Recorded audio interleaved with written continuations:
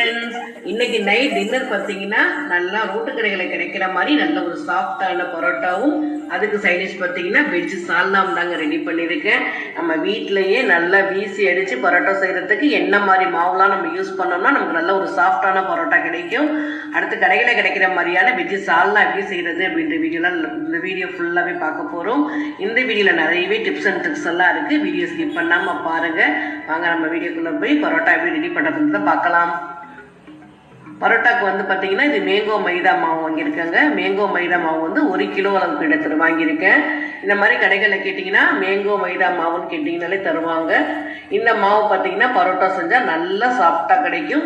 நம்ம நல்லா ஒரு 2 மணி நேரம் ஊற வச்சாலே போதும், நமக்கு நல்லா சாஃப்டான பரோட்டா கிடைக்கும். 1 கிலோ மாவு நான் எடுத்துட்டேன். அதுக்கு வந்து 1/2 டேபிள் ஸ்பூன் அளவுக்கு சால்ட்டு சேர்த்துக்கிறேன்.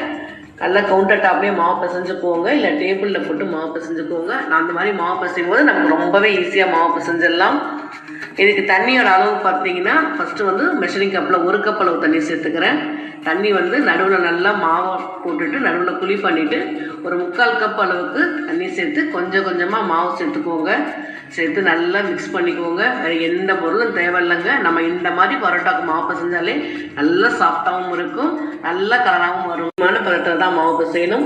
அப்போ தான் நமக்கு வீசி அடிக்கிறதுக்கு நல்லா அழகாக வரும். கொஞ்சம் கொஞ்சமாக தண்ணி சேர்த்துக்கோங்க. எனக்கு இந்த மாவு பிசைறதுக்கு மெஷரிங் கப்பில் 2.5 கப் அளவு தண்ணி தேவைப்பட்டதுங்க. இந்த மாதிரி நல்லா அழுத்தி பிசைஞ்சுக்கோங்க. அழுத்தி பிசைய ஒரு 5லேருந்து 7 நிமிஷம் நல்லாவே மாவு அழுத்தி பிசைஞ்சுக்கோங்க. இந்த மாதிரி நம்ம கையில் வந்து கொஞ்சம் கூட மாவு ஒட்டக்கூடாது. அந்த பதம் வர வரைக்கும் நல்லா மாவு பிசைஞ்சுக்கோங்க. இந்த வரைக்கும் மாவு பிசைஞ்சிருக்கேன். கையில் கொஞ்சம் கூட ஒட்டவே இல்லை. இந்த மாதிரி நல்லா நீட்டு இழுத்து பிசைஞ்சுக்கணும். பிசையும் போது நமக்கு பரோட்டாவில் நிறைய லேயர்ஸ் கிடைக்கும். ஒரு 5லேருந்து 7 நிமிஷம் மாவு மட்டும் நான் நல்லா பக்குவமாக பிசைஞ்சு வச்சுட்டோன்னா நமக்கு பரோட்டா போடுறது ரொம்பவே ஈஸியாக செஞ்சிடலாங்க. கொஞ்சம் கூட மாவு ஒட்டவே இல்லை, கையில் ஒட்டவே இல்லை. இப்போ நான்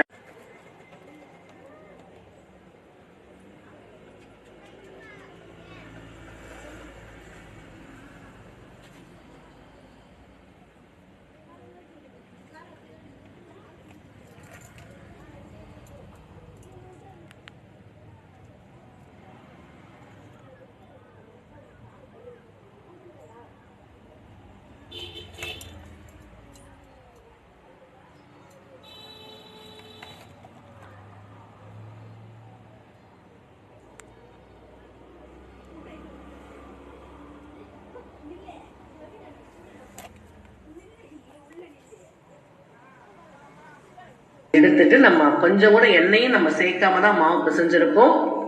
வீட்டில் வச்சுட்டு 1 டேபிள் ஸ்பூன் அளவுக்கு எண்ணெய் சேர்த்துக்கிறேன். எண்ணெய் சேர்த்து மேல் மாவும் நல்லா காயாமல் இருக்கும். நல்லா ஒரு 3/4 மணி நேரம் நமக்கு அப்படியே ஊறட்டும்.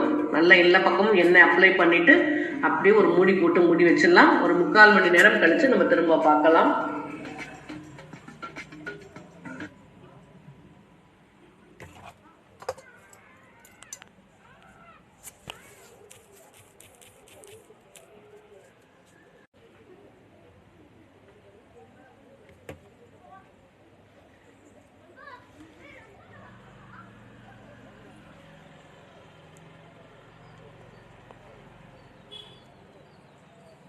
ஊறட்டும்.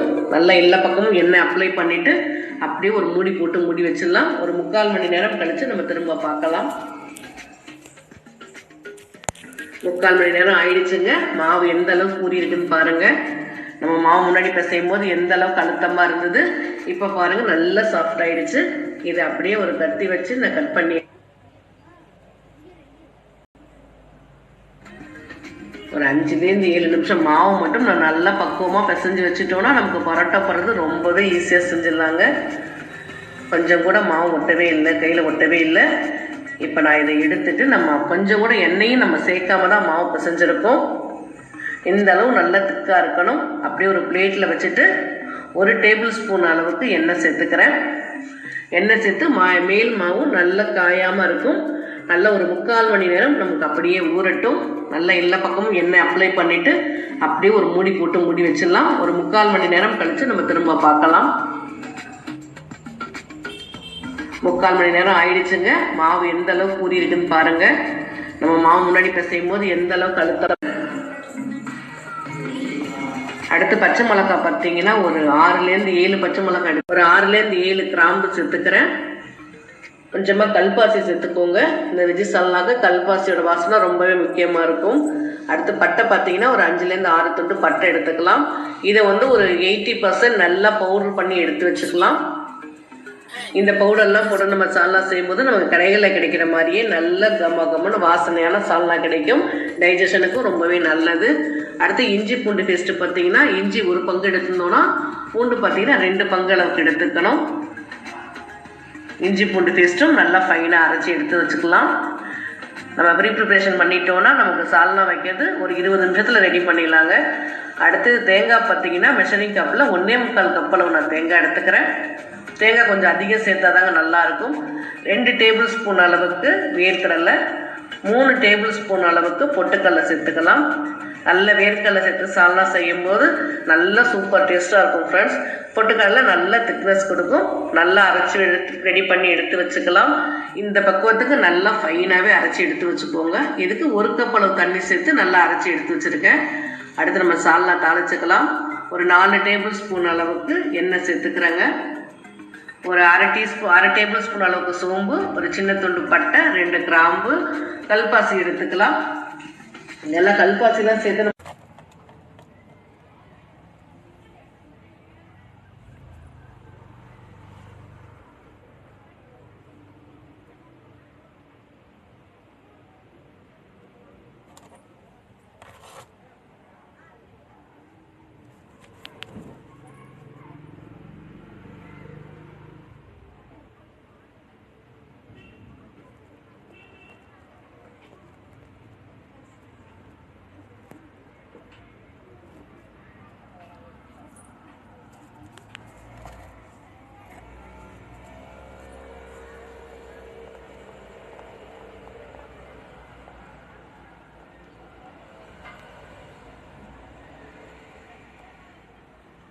ரெண்டாக கீரை வேண்டாம். நடுவில் மட்டும் லைட்டாக ஓப்பன் பண்ணி வச்சுருந்தாலே போதும்.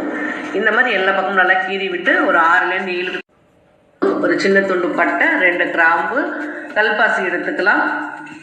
நல்லா கல்பாசிலாம் சேர்த்து நம்ம சால்னா செய்யும்போது நல்லா வாசனையாக இருக்கும். எண்ணெய் நல்லா ஹீட் ஆகிடுச்சுங்க. இப்போ மீடியம் ஹீட்டில் வச்சுக்கலாம்.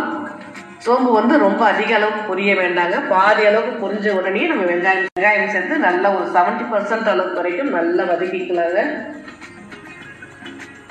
இந்த மாதிரி நல்லாவே வதக்கிக்கோங்க. நல்லா அடி கனமான பாத்திரம் தான் நான் வச்சுருக்கேன். ஒரு 70% நல்லாவே வதங்கிடுச்சு பாருங்க. இந்த ஸ்டேஜில் அடுத்து பச்சை மிளகாயும் சேர்த்துக்கலாம். இஞ்சி பூண்டு பேஸ்ட்டு சேர்த்துக்கிறேங்க. அரைச்சி வச்ச இஞ்சி பூண்டு பேஸ்ட்டு சேர்த்து நல்லா பச்சை வாசனை போகிற வரைக்கும் நல்லாவே வதக்கிக்கோங்க. அடுத்து பச்சை மிளகாயும் சேர்த்துக்கலாம். ஒரு 6லேருந்து 7 பச்சை மிளகாய் நல்லா கீரி எடுத்து வச்சுருக்கேன். அதையும் சேர்த்துக்கிறேன். இந்த பச்சை மிளகாய் காரம் மட்டும்தாங்க. நம்ம மிளகாத்தூள் வந்து கம்மியான அளவு தான் சேர்க்க போகிறோம். நல்ல ஒரு மைல்டான டேஸ்ட்டாக சூப்பராக இருக்கும். இஞ்சி பூண்டு வந்து அடி பிடிக்காமல் இருக்கிறதுக்காக ஒரு 1/4 டீஸ்பூன் அளவுக்கு உப்பு சேர்த்து நல்லா வதக்கிக்கிறேன். 2 மீடியம் சைஸ் தக்காளி, இதையும் நீல வாக்கில் வச்சு இது தக்காளி பார்த்தீங்கன்னா மெஷரிங் கப்பில் 1 கப் அளவு தக்காளி சேர்த்துக்கிறேன். தக்காளி சேர்த்து தக்காளி நல்லா குலைவாக வேகணுங்க. அந்தளவுக்கு நல்லா வதக்கிக்கலாம். ஒரு 1/4 டீஸ்பூன் அளவுக்கு மஞ்சள் தூள் சேர்த்துக்கிறேன். மஞ்சள் தூள் சேர்த்து அடி பிடிக்காமல் நல்லா வதக்கிக்கலாங்க.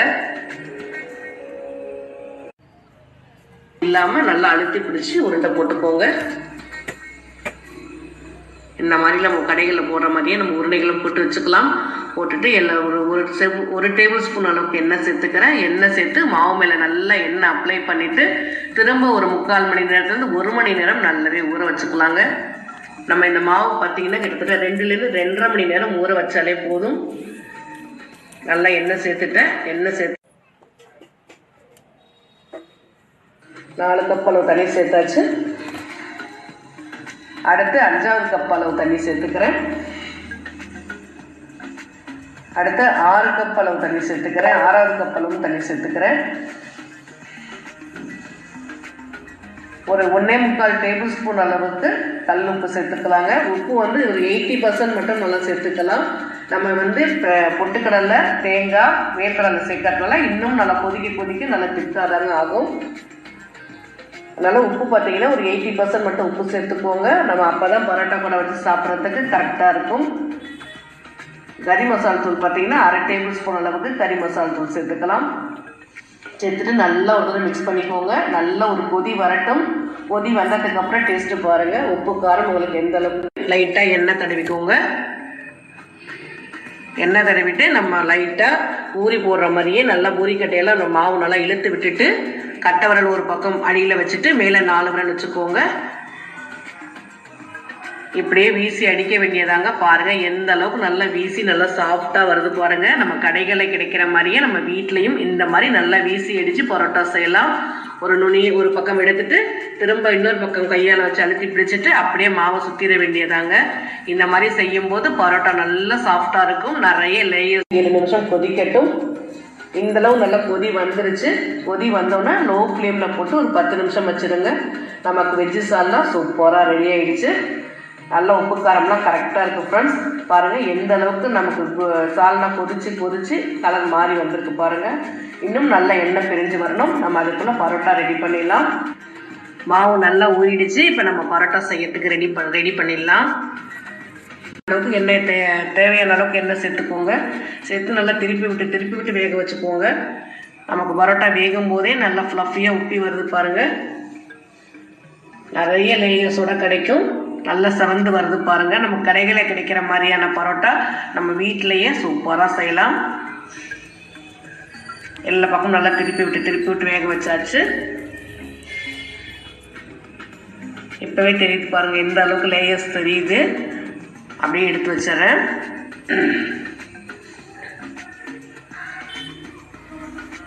ஒரு 2லேருந்து ஒரு 3 நிமிஷம் அப்படியே இருக்கட்டும். அதுக்கப்புறம் அடிச்சுக்கோங்க. நல்லா 2 கை வச்சு நல்லா சுற்றி விட்டு அடிச்சுக்கோங்க.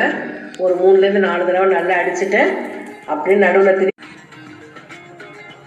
பிச்சு போட்ட பரோட்டா மேலே நல்லா சூடான சால்னா போட்டு ஒரு 10 செகண்ட் நல்லா ஊற வச்சுட்டு சாப்பிடும்போது உண்மையாகவே சொல்கிறேன் ஃப்ரெண்ட்ஸ், அந்த அளவுக்கு டேஸ்டியாக சூப்பராக இருக்குது.